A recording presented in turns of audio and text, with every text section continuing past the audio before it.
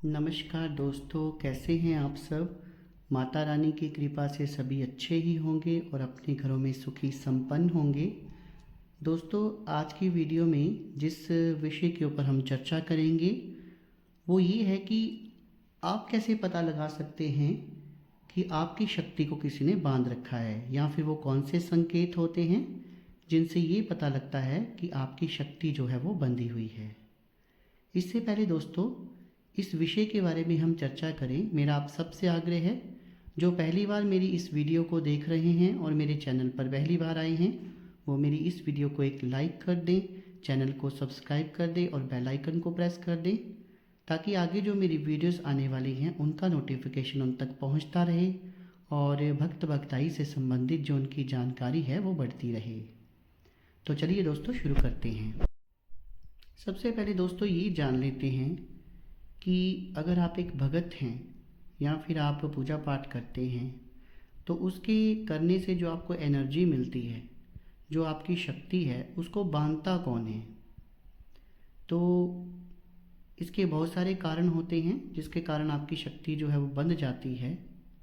इसमें सबसे पहला कारण होता है कि मान लीजिए आप एक सात्विक पूजा पाठ कर रही हैं, मंत्रों का जाप कर रही हैं जो आपके गुरु ने आपको दिया है।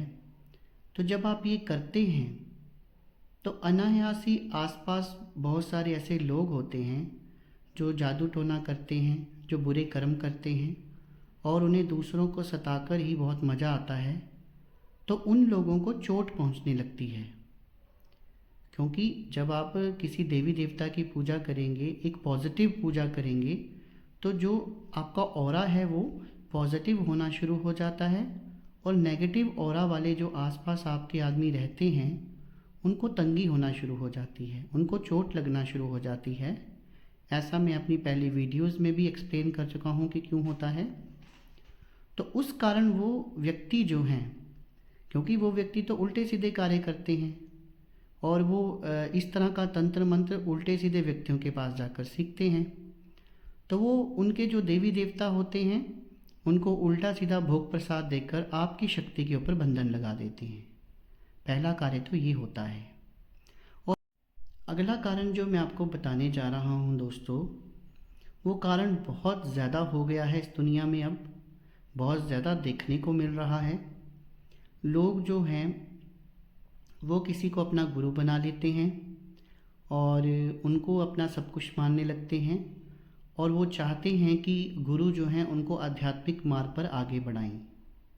लेकिन होता क्या है, वो गुरु जो हैं उनके मन में छल कपट होता है और जो अपनी रोज़ की पूजा पाठ से, अपनी भक्ति से जो एनर्जी, पॉजिटिव एनर्जी अपने शरीर में इकट्ठी की होती है, और आप चाहते हैं कि ये हमारा जो एनर्जी लेवल है, जो हमारी शक्ति है, ये और भी बढ़े।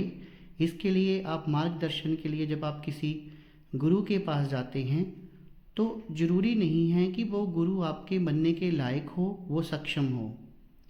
तभी बार बार मैं अपनी वीडियोस में कहता हूँ कि पहले गुरु को परख लीजिए। 1 साल परखिए, 2 साल परखिए, तभी तो आपको पता लगेगा ना कि उनके दिल के अंदर क्या है, क्या वो आपके योग्य गुरु है या नहीं। और वो भी साल 2 साल में आपको परखे कि आप उसके शिष्य बनने के लायक हैं या नहीं। तो जो गुरु ऐसे ही बैठ गए हैं जिनका सिर्फ पैसा कमाना ही उद्देश्य है, वो इस तरह के व्यक्ति जो पॉजिटिव एनर्जी लेकर आते हैं तो उसकी शक्ति को बांध देते हैं, क्योंकि उसका मंत्र जाप इतना पक्का नहीं होता, उसे पता नहीं लगता कि मेरे साथ क्या हुआ है, और उसकी शक्ति को वो आसानी से बांध देते हैं। ये भी एक कारण होता है। एक कारण ये भी होता है कि मान लीजिए कोई व्यक्ति है और वो व्यक्ति आपके साथ लगता है आपकी कोई पारिवारिक दुश्मनी है या और भी किसी तरह की दुश्मनी हो सकती है, तो वो व्यक्ति ईर्ष्यावश कई बार तांत्रिकों के पास, भगतों के पास चले जाता है जो कि पैसा लेकर, और वो पैसा भी खूब लेते हैं। पैसा लेकर जो जिनका उद्देश्य केवल पैसा कमाना होता है, वो तांत्रिक उसकी शक्ति को बांध देते हैं, क्योंकि दुश्मन को पता होता है कि ये व्यक्ति जो है आध्यात्मिक मार्ग पर है और इसने देवता की पूजा कर कर शक्ति का अर्जन किया हुआ है। तो उल्टा सीधा तंत्र करके, जैसे इसमें वशीकरण, मारण, उच्चाटन कुछ भी हो सकता है, वो करके आपकी शक्ति को बांध देते हैं। ये भी एक कारण होता है। एक कारण ये भी है कि कई बार कोई कारण नहीं होता, अनायास ही आपकी शक्ति बन जाती है, आपको कई बार पता नहीं होता। क्योंकि जैसे आप पवित्र देवी देवता की पूजा कर रहे हैं तो अपने शरीर को पवित्र रखना बहुत ज़रूरी है। आपको चाहिए कि आप रोज़ नहा धोकर साफ़ सुथरे रहें, साफ़ वस्त्र पहनें, घर में अपना भोजन स्वयं बनाएं, किसी के हाथ का भोजन ना खाएं, किसी से अपने पैरों को ना बंधवाएं और ना ही किसी को अपने आप को टच करने दें। तो इस तरह के परहेज़ और साथ में ब्रह्मचर्य रखें। तो इस तरह के परहेज़ जब व्यक्ति करता है तो उसके अंदर पॉजिटिव एनर्जी बनना शुरू हो जाती है। लेकिन अनायास ही क्या होता है कि कई बार मान लीजिए वो कहीं चौक चौराहे से जा रहा है या शमशान के पास से जा रहा है और किसी ने कोई तांत्रिक ने कोई उतारा कर रखा है, गंदे देवी देवताओं को भोग दे रखा है, तो होता क्या है, अगर इस तरह का व्यक्ति उसके साथ टच हो तो उसकी शक्ति भी जो है वो कई बार बन जाती है। ये कारण भी होते हैं। या फिर उसने किसी के हाथ से कुछ ऐसी चीज़ खा ली जो मलिन व्यक्ति हो और वो पवित्र है, तो जो पवित्र देवता है वो उस वस्तु के कारण उसके शरीर में नहीं रह पाता है, उसे कोई अनुभव नहीं होता या एहसास नहीं होता कि मेरे शरीर में देवता की तरंग आई है या मुझे चौकी आई है। चौकी तक उसकी जो है वो बन जाती है। तो ऐसे बहुत सारे कारण होते हैं, पर मैंने कुछ जो ख़ास कारण हैं वो आपको बताए हैं। अब इस वीडियो में जो मेन चीज़ मैं आपको समझाने जा रहा हूँ, संकेत, वो क्या संकेत होते हैं जिससे कि ये पता लग जाता है कि आपका जो शक्ति है, आपका जो शरीर है, उसका वंदन किया गया है। तो इसमें सबसे पहला जो संकेत होता है वो ये है कि पहले भी मैं वीडियोज़ में बता चुका हूँ कि अगर आपके साथ कोई शक्ति चलती है तो हम जैसे ही पूजा पाठ के लिए बैठते हैं तो हमें लंबी लंबी उबासी आना शुरू हो जाती हैं, आँखों से अश्रु आना शुरू हो जाते हैं और आज्ञा चक्र जो हमारा है उसमें खिंचाव हो सकता है और शरीर के किसी एक हिस्से में दर्द हो सकता है। ये कुछ संकेत मैंने आपको बताए थे। लेकिन जब हमारी शक्ति अनायास ही किसी कारण से या फिर किसी के द्वारा अगर बांधी जाए तो होता क्या है कि ये सब जो हमारे साथ होता है पूजा पाठ के दौरान, ये एकदम होना बंद हो जाता है। कई लोगों को जो आज्ञा चक्र है वहाँ पे दिखना शुरू हो जाता है, उनका जो आज्ञा चक्र है वो अर्ध चक्र जो है खुल जाता है। तो कभी कभी उन्हें दृश्य भी दिखाई देते हैं, वो किसी के बारे में पूछा भी देते हैं तो उसका भी उन्हें पता लग जाता है। लेकिन ये सब चीज़ें एकदम बंद हो जाती हैं कि पूजा पाठ में आप बैठे और आपको कोई अनुभव नहीं हो रहा। पहले तो पूजा पाठ में मन ही नहीं लगता, पूजा पाठ करने का दिल ही नहीं करता। पहले आप बैठकर 51, 101, 108 माला ऐसे ही कर देते थे, आपको अभ्यास हो गया था और आपका मन करता था कि हम और जाप करें और जाप करें। लेकिन ये सब चीज़ें बंद हो जाती हैं दोस्तों, और पूजा पाठ करने का दिल नहीं करता। तो ये एक बहुत बड़ा संकेत होता है।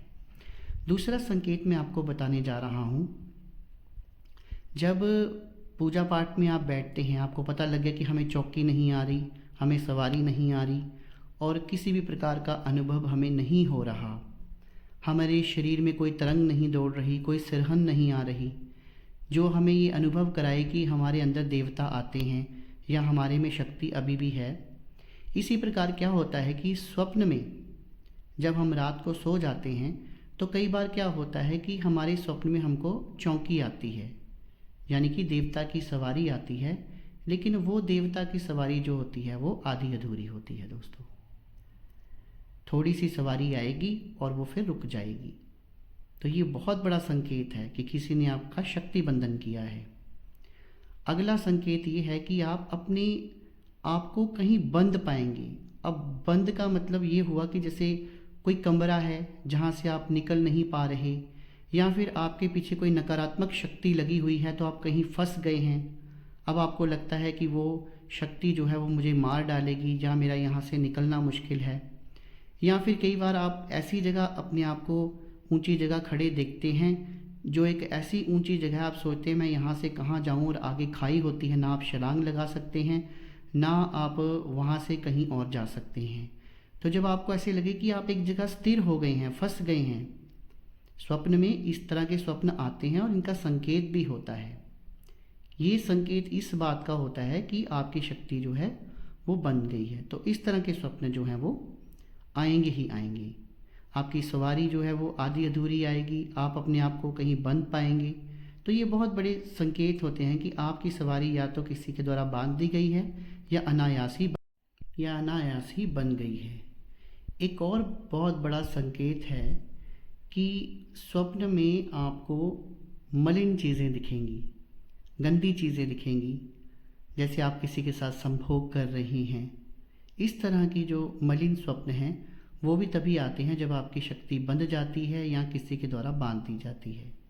जिस व्यक्ति के साथ देवी देवता चलते हैं, उनको उनकी तरंगें आती हैं, सवारी आती हैं, उनको इस तरह के मलिन स्वप्न कभी भी नहीं आते, क्योंकि उनका ऑरा इतना स्ट्रांग होता है कि नेगेटिव चीज़ें उनके स्वप्न में आना तो बहुत दूर, उनके ऑरा को भी टच नहीं कर पाती हैं। उनके ऑरा से बहुत दूर खड़े होकर उनको देख सकती हैं, लेकिन उनको छू नहीं सकती।